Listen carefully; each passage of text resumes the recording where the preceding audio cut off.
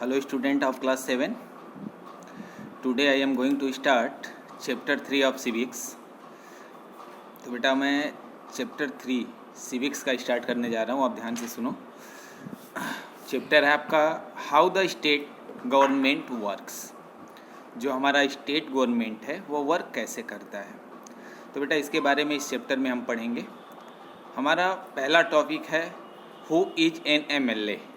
तो पहले हम यहाँ समझ लेते हैं कि एमएलए कौन होता है। तो बेटा देखो, एमएलए का फुल फॉर्म मैंने लिखा हुआ है। एमएलए मीन्स होता है मेंबर ऑफ लेजिस्लेटिव असेंबली, यानी सिंपली आप कह सकते हो जो आपके क्षेत्र का विधायक होता है उसे ही हम एमएलए बोलते हैं। क्लियर। अब बेटा देखो ये कैसे सेलेक्ट होते हैं, आप ये देख लो यहाँ पे। ही सी यानी वो जेंट्स भी हो सकता है, लेडीज भी हो सकती है। तो he she is elected representative of the people. वह हमारे रिप्रेजेंटेटिव होते हैं, यानी हम उनको इलेक्ट करते हैं और वह एमएलए बन जाते हैं, यानी हमारे द्वारा ही उन्हें इलेक्ट किया जाता है। क्लियर। सेकेंड टॉपिक बेटा देखो, gets elected and become the member of legislative assembly. जब हम उन्हें इलेक्ट करते हैं, यानी जब इलेक्शन होता है और उस इलेक्शन में वो जब जीत जाते हैं तब वो क्या होते हैं, लेजिस्लेटिव असेंबली के मेंबर बन जाते हैं। क्लियर।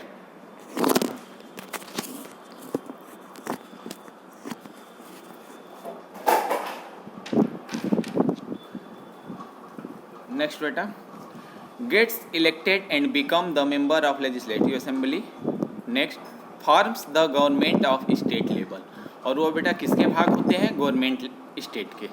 यानी जो हम एमएलए सेलेक्ट करते हैं, हमारे द्वारा जो एमएलए इलेक्ट किए जाते हैं वह किसके फॉर्म होते हैं, स्टेट गवर्नमेंट के, न कि सेंट्रल गवर्नमेंट के। याद रखना, जो सेंट्रल गवर्नमेंट के पार्ट होते हैं बेटा उन्हें हम एमपी बोलते हैं, मेंबर ऑफ पार्लियामेंट। क्लियर।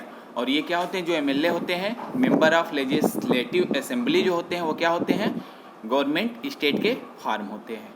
अब बेटा इसमें नेक्स्ट हम जान लेते हैं की टर्म्स एंड पर्सन, यानी पर्सन कौन कौन इसमें इम्पॉर्टेंट रखता है और उसका टर्म क्या होता है। बेटा सबसे पहले देखो गवर्नर। गवर्नर जो होता है बेटा वह हेड ऑफ द स्टेट। किसी भी स्टेट का जो हेड होता है बेटा वह गवर्नमेंट होता है। जैसे हमारे कंट्री का हेड कौन होता है, प्रेसिडेंट होता है। तो उसी तरह किसी भी स्टेट का किसी भी हेड स्टेट का हेड जो होता है वह गवर्नर होता है। ये कैसे इलेक्ट होते हैं देखो, he she made sure that third point बेटा, he she elected by the central government. ये सेंट्रल गवर्नमेंट के द्वारा इलेक्ट किए जाते हैं, यानी इन्हें हम वोट दे के इलेक्ट नहीं करते, बल्कि सेंट्रल गवर्नमेंट जो हमारे प्राइम मिनिस्टर हैं वह इन्हें इलेक्ट करते हैं और उन्हें हर स्टेट में भेज देते हैं। Third, he she made sure that state government works with in the rules and regulation of the constitution. बेटा इनका काम क्या होता है, स्टेट में इनका काम ये होता है कि यह देख रेख करते हैं कि जो स्टेट गवर्नमेंट है, ठीक, यानी जो रूलिंग पार्टी है, जो सत्ता में पार्टी है, वो वर्क अच्छे से कर रही है कि नहीं कर रही है। ये नहीं कि हमारे कॉन्स्टिट्यूशन में कुछ और वर्क है और उसके विपरीत जाके ये वर्क कर रहा है। तो ये देख रेख कौन करता है, गवर्नर करता है। और ये कौन होता है, हमारे स्टेट का हेड पर्सन होता है। क्लियर। अब बेटा नेक्स्ट चीफ मिनिस्टर के बारे में देख लो आप। चीफ मिनिस्टर क्या होता है, leader of the ruling party. बेटा रूलिंग पार्टी मतलब जो सत्ता में है, जिसके एमएलए ज़्यादा हैं, वही स्टेट गवर्नमेंट में सीएम बनता है। ठीक, तो उसी को हम रूलिंग पार्टी बोलते हैं। तो चीफ मिनिस्टर कौन होता है, leader of the ruling party. ठीक। Second, political head of the state. और बेटा ये political head of the state होता है, यानी किसी भी राज्य के पॉलिटिकल का हेड माना जाता है। पूरे राज्य का हेड कौन होता है, गवर्नर होता है, लेकिन पॉलिटिकल हेड अगर हम कहेंगे तो किसको कहेंगे, चीफ मिनिस्टर को। क्लियर। नेक्स्ट बेटा, he she heads the ruling party and works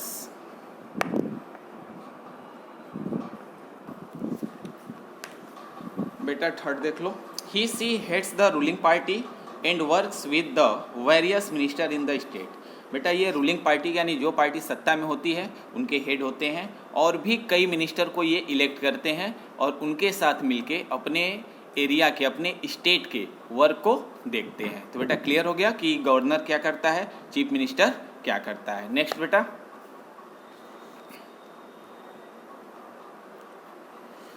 legislative assembly बेटा देख लो, लेजिस्लेटिव असेंबली क्या होता है।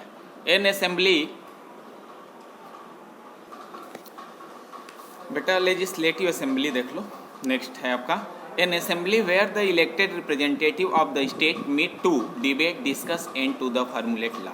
बेटा यह एक असेंबली होता है जिसमें हमारे द्वारा इलेक्ट सारे एमएलए रिप्रेजेंट होते हैं और डिबेट करते हैं, डिस्कस करते हैं और नए नए लॉ को फार्मूलेट करते हैं।